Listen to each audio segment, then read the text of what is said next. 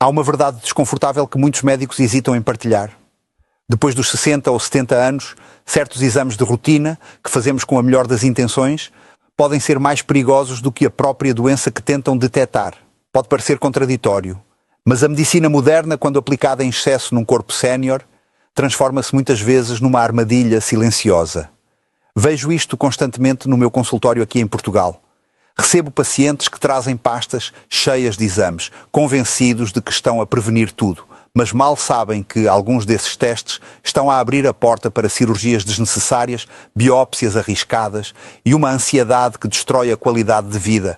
O nosso corpo muda com a idade, a nossa capacidade de filtrar contrastes renais diminui, as nossas artérias perdem elasticidade e a nossa tolerância à radiação altera-se.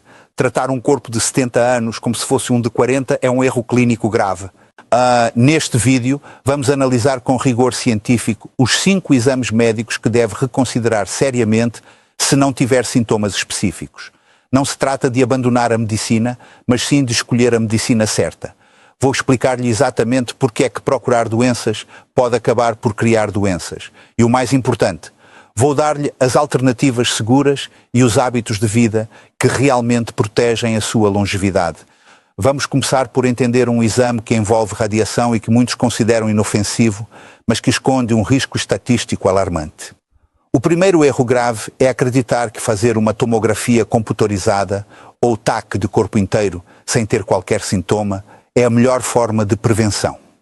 Na realidade, submeter-se a este exame por iniciativa própria pode ser comparável a pagar para arranjar um problema de saúde grave.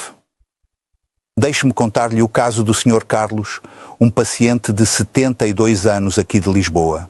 Sentia-se perfeitamente saudável, mas decidiu aproveitar uma promoção de check-up executivo numa clínica privada que incluía uma TAC completa.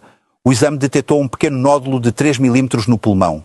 O pânico instalou-se imediatamente. Seguiu-se uma cascata de intervenções, mais exames, visitas a oncologistas e, finalmente, uma biópsia invasiva. O resultado? O nódulo era benigno, apenas uma cicatriz antiga, mas devido à biópsia, o Sr. Carlos sofreu um pneumotórax, ou seja, um colapso pulmonar. Passou 2 semanas internado a recuperar de uma intervenção que nunca deveria ter acontecido. A ciência explica isto através do conceito de incidentalomas.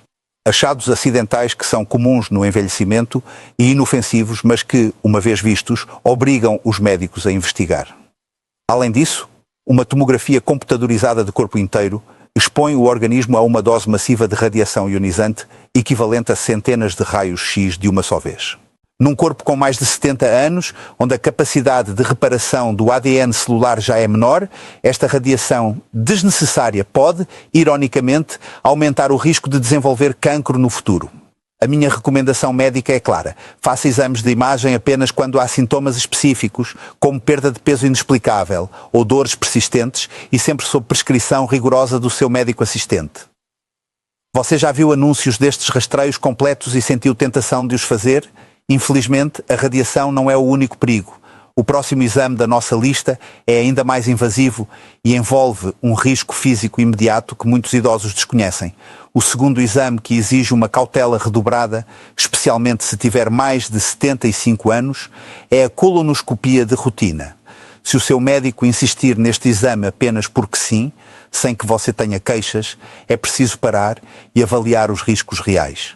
Recordo-me bem da Dona Maria, uma senhora de 78 anos, enérgica e independente. O intestino dela, como acontece naturalmente com a idade, já tinha as paredes mais finas e frágeis. A preparação para o exame, com aqueles laxantes fortes que todos conhecemos, causou-lhe uma desidratação severa e uma queda brusca de tensão arterial antes mesmo de chegar ao hospital. Durante o procedimento, devido à fragilidade dos tecidos e ao facto de ela tomar anticoagulantes para o coração, sofreu uma pequena hemorragia que foi difícil de controlar. A ciência mostra-nos que, após os 75 anos, o benefício de detectar um pequeno pólipo, que geralmente cresce muito lentamente, é superado pelos riscos imediatos do exame. Em geriatria, sabemos que a sedação pode afetar a memória e o coração, e o risco de perfuração intestinal aumenta com a idade. Um estudo importante revelou que, nesta faixa etária, para cada vida salva pelo rastreio, 10 pessoas sofrem complicações graves. Portanto, a regra de ouro é: Se não há sangue nas fezes, perda de peso ou alterações no trânsito intestinal, a colonoscopia de rastreio pode ser dispensável. Existem alternativas menos invasivas, como a pesquisa de sangue oculto nas fezes, que são muito mais seguras para esta fase da vida. E diga-me com sinceridade, como é que o seu corpo reage àquela preparação líquida para a colonoscopia? Fica muito debilitado, mas a colonoscopia não é o único teste que cansa o corpo. O próximo exame da nossa lista obriga o seu coração a trabalhar no limite e muitas vezes dá um alarme falso que leva a cirurgias de que não precisa. O terceiro exame pode parecer lógico, mas esconde uma taxa de erro frustrante para quem tem mais de 70 anos, a prova de esforço cardíaco. É muito comum sentir algum cansaço ao subir uma ladeira e pensar imediatamente que o coração está a falhar. No entanto, o resultado deste teste é frequentemente um falso positivo. Vejamos o caso do Sr. Joaquim, um antigo pescador do Algarve. Ele tinha o coração estável, mas os seus joelhos já não eram o que eram.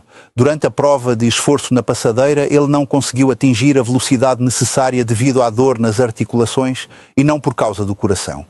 O resultado foi inconclusivo e interpretado erradamente como um problema cardíaco. Isto levou-o a um cateterismo invasivo e à colocação de um stent que, na verdade, não era necessário. As suas artérias tinham apenas o endurecimento natural da idade, sem bloqueios perigosos. A fisiologia explica-nos que, com o envelhecimento, é normal haver alguma calcificação nas artérias e uma menor tolerância ao exercício intenso. Quando submetemos um idoso sem dores no peito a este teste, a probabilidade de o exame indicar um problema que não existe é de quase 40%. Isto desencadeia procedimentos de risco, como a colocação de stents, que estudos recentes mostram não aumentar a esperança de vida em pacientes estáveis, comparado apenas com a medicação correta e mudança de estilo de vida. Se não sente dor ou pressão no peito, converse com o seu médico sobre alternativas menos agressivas, como um eletrocardiograma de repouso. Alguma vez lhe disseram que tinha um problema no coração que depois se revelou não ser nada de grave? Mas se o coração é uma preocupação, o cérebro é o nosso maior medo. O próximo exame explora essa insegurança e pode convencê-lo de que tem uma doença incurável, mesmo estando saudável. O quarto exame explora um dos maiores medos de quem envelhece, a perda de memória. É muito comum entrar no consultório e pedir uma ressonância magnética ao cérebro porque se esqueceu das chaves ou do nome de um vizinho. Mas cuidado, este exame pode mostrar problemas que na verdade são normais, gerando um pânico desnecessário. Deixe-me falar-lhe da Dona Ana, uma professora reformada aqui do Porto. Ela era muito lúcida, mas começou a notar pequenos esquecimentos. Assustada, fez uma ressonância por conta própria. O relatório indicou atrofia leve e alterações na substância branca. A Dona Ana leu aquilo e convenceu-se de que tinha Alzheimer. Entrou em depressão, parou de ir ao café com as amigas e isolou-se. A verdade? Aquelas alterações eram apenas o equivalente a rugas ou cabelos brancos no cérebro. Marcas do tempo, não de doença. A ciência neurológica confirma que a maioria das pessoas acima dos 70 anos apresenta estas pequenas alterações na imagem, sem que isso signifique demência. Ao ver estas manchas sem contexto, muitos idosos são submetidos a testes mais invasivos, como punções lombares, sem necessidade. Na maioria dos casos de esquecimento leve, um teste cognitivo simples feito com papel e caneta no consultório é muito mais fiável para avaliar a função cerebral do que uma imagem estática de alta tecnologia. Antes de exigir uma imagem ao cérebro, foque-se no estilo de vida. Sono, hidratação e convívio social são os melhores remédios. E consigo? Fica ansioso quando tem uma daquelas brancas momentâneas e não se lembra de uma palavra? Essa ansiedade sobre o cérebro é parecida com o medo de partir um osso. E é exatamente esse medo que alimenta o próximo exame da nossa lista, que muitas vezes transforma ossos normais em doença e leva a tratamentos com efeitos secundários graves. O quinto exame é talvez o mais mal interpretado de todos, a densitometria óssea. É natural que os nossos ossos fiquem menos densos com a idade, tal como a pele ganha rugas.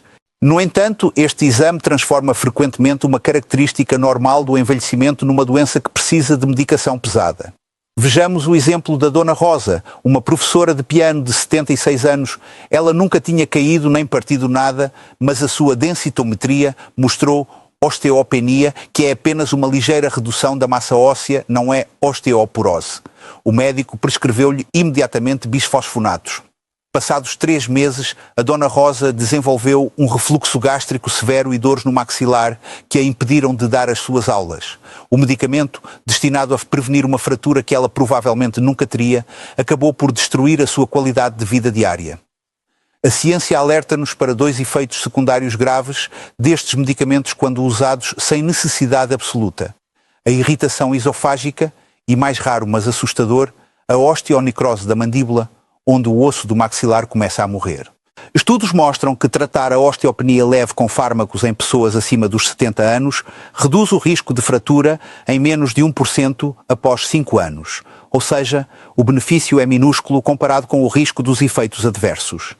Para a maioria dos idosos ativos, a melhor proteção não vem de um comprimido, mas sim de ter músculos fortes que evitem as quedas. É preferível focar-se na vitamina D e no equilíbrio do que tentar forçar os ossos a voltarem aos 30 anos. Você toma algum medicamento para os ossos e sente ardor no estômago ou desconforto digestivo?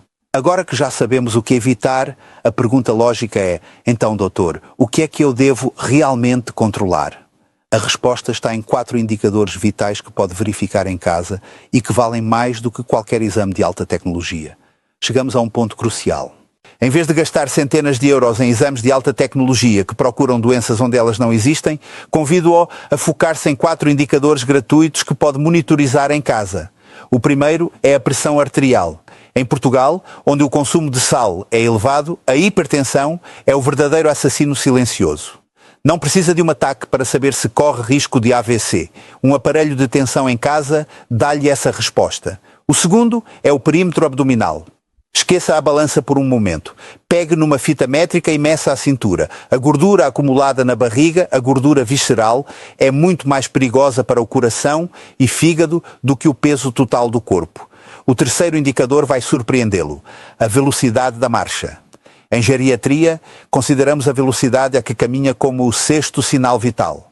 Estudos europeus mostram que idosos que conseguem caminhar rápido têm uma esperança de vida significativamente maior.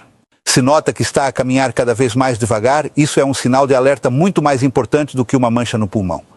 Por fim, a força de preensão. Consegue abrir um frasco de compota ou de pickle sozinho? A força da sua mão reflete a força muscular de todo o corpo. A perda de força, ou sarcopenia, é o início da fragilidade.